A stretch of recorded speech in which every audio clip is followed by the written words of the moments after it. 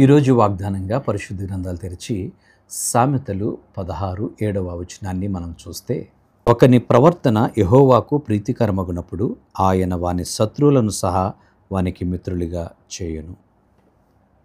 దేవుని నామానికి స్తోత్రం కలుగును గాక. ఒకని ప్రవర్తన యెహోవాకు ప్రీతికరమగునప్పుడు అనేటువంటి మాటని మహాజ్ఞాని సొలొమోను తెలియచేస్తున్నాడు. అప్పుడు నీ జీవితంలో నీ శత్రువు సహా మిత్రులుగా దేవుడు చేస్తాడు అనేటువంటి వాగ్దానం.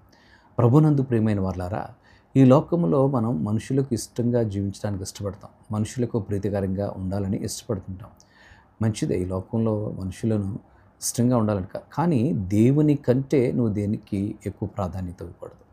దేవునిని నీ ప్రవర్తన అంతటి యందు ఆయన అధికారానికి ఒప్పుకోవాలి.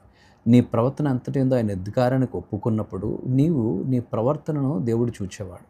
ఆయన నడవడికను కనిపెట్టేటువంటి వాడు, హృదయ అంతరంగాల్ని పరిశోధించేటువంటి దేవుడు. కనుక నీవు పెదవులతో చేసే ప్రార్థన కంటే నీ హృదయ స్థితిని ఆయన చూచే దేవుడు కనుక నీ హృదయ స్థితి, నీ ప్రవర్తనను ఆయన కనిపెడుతున్నాడు. ఆయనకు ప్రీతికరంగా నీ ప్రవర్తన ఉన్నప్పుడు నీవు ఆయన కట్టడలు అనుసరించి, ఆయన ఆజ్ఞలు అనుసరించి, యథార్థముతో, నీతితో, భక్తితో ప్రభువుని అనుసరించి నువ్వు నడుస్తున్నప్పుడు నిన్ను ఉన్నతమైన స్థానంలో నిలబెడతాడు.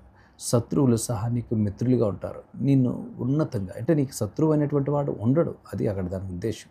నీకు శత్రువులు ఉండరు, అందరూ మిత్రులుగానే ఉంటారు.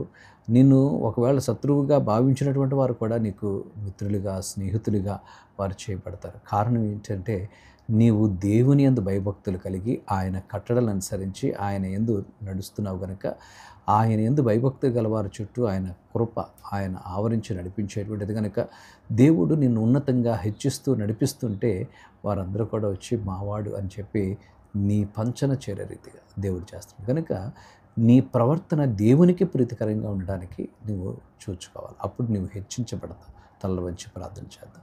పరిశుద్ధుడా, ఈ కొద్ది మాటలు మా వినికిలో దీవించండి. నీ సన్నిధి, నీ కృప మాతో ఉంచి నడిపించమని ఘనత ప్రభావాలు నీకే చెల్లిస్తూ యేసయ్య నామమున అడుగుచున్నాము తండ్రి. ఆమేన్.